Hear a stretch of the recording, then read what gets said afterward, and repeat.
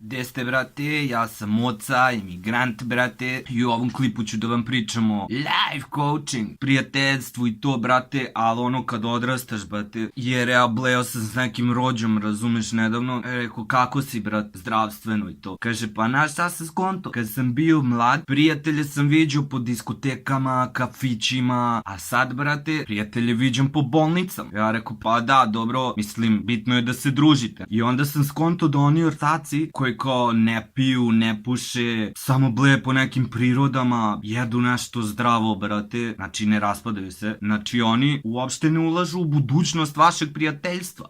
Tužno je bilo, brate, teško, neću da vas lažem. Znači nikad da okače kao nijednu fotku ono napuklog betona negde, nekog trotoara, čisto da kao znaš da im nije dobro. Znači da oni uopšte ne planiraju nikad više da vas viđaju. Tako da eto, po meni bi trebalo da kao samo odlepite taj flaster što pre. S druge strane, to je moje rešenje za sve u životu. Tako da ako vi imate neke life coaching savete, slobodno mi ih pišite ovde. Ko zna, možda zaradim neke pare. Samo sam to hteo da kažem. Nema veze, samo kaži i samo kaži.